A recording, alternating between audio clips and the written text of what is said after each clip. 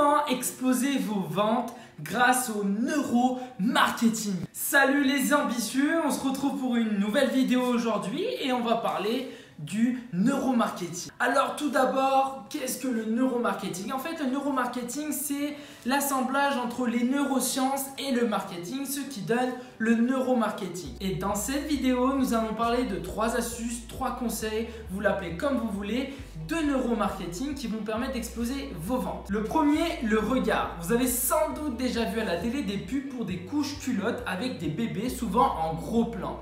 Il faut savoir que pour faire une vente et une publicité, ça marche beaucoup mieux lorsqu'une personne est présente sur la publicité et marche d'autant plus si c'est un bébé. On a eu des super bons résultats lors des pubs avec des bébés qui étaient présents à côté des produits que les entreprises pour les vendre, mais il faut savoir que souvent le bébé regardait la caméra et le téléspectateur ou la personne qui regardait la pub allait regarder directement le front du bébé lorsqu'il croisait le regard du bébé.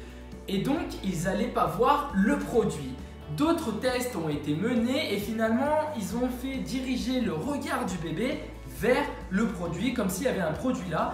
Et on a remarqué que finalement, les personnes regardaient le produit lorsque le bébé regardait également le produit et ont explosé leur vente. Donc cette astuce est à prendre en compte et à l'utiliser lorsque vous allez faire du coup de la pub Facebook. Et là, faites apparaître quelqu'un et si vous pouvez un bébé et faites-le regarder votre produit. Bien sûr, j'exagère, vous n'êtes pas obligé d'avoir un bébé, mais lorsque vous avez une personne dans votre présentation de produit, faites-le regarder en direction de votre produit, ça va augmenter vos ventes. Le deuxième, c'est l'ancrage marketing.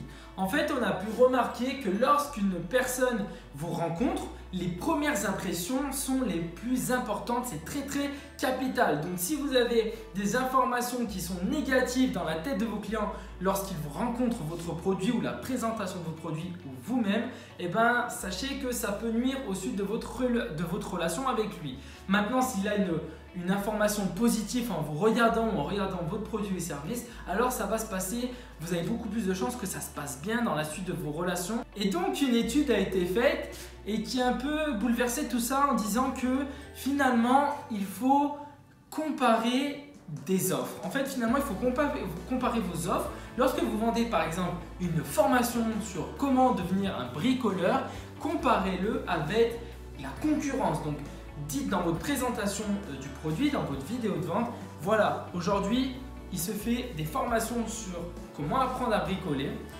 Moi, la mienne va vous offrir plus d'explications que ce qui se fait déjà. Va être beaucoup plus détaillé, va vous apporter ça, va vous apporter ci. Et donc, c'est comme ça, en comparant, que vous allez pouvoir augmenter vos ventes et donc permettre aux personnes d'acheter votre produit et leur donner finalement cette sensation positive à l'achat de votre produit ou de votre service ou tout simplement pour vous faire confiance à vous et pas un autre. Le troisième conseil ou astuce, c'est la version à la perte. Finalement, il faut savoir qu'une personne a plus peur de perdre quelque chose que de savoir le gain potentiel qu'elle va obtenir avec cette chose-là. C'est-à-dire que lorsque vous allez vendre un produit, imaginons que vous vendez un e-book, et ben la personne, elle ne va pas forcément regarder le gain potentiel qu'elle va avoir avec votre produit si vous permettez à la personne de l'obtenir, mais en instaurant 2 jours maximum d'offres. Par exemple, si ce n'est pas bien clair pour vous, prenons un exemple bien plus concret. Je vends un e-book sur comment apprendre à bricoler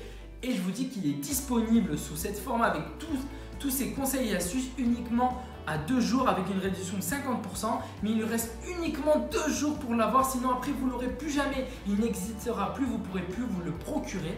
Et ben cette sensation va être créée dans la tête du client, il va se dire ok, il me faut ce produit et donc il va l'acheter. Par contre, si vous parlez uniquement du gain qu'il va obtenir à l'acheter, et ça ne va pas forcément le forcer à acheter, alors qu'en utilisant cette technique de neuromarketing, en lui disant dans 2 jours, si tu ne prends pas l'offre sous 2 jours, dans 2 jours ça va être écoulé et tu n'auras plus jamais la chance de profiter de ce produit-là.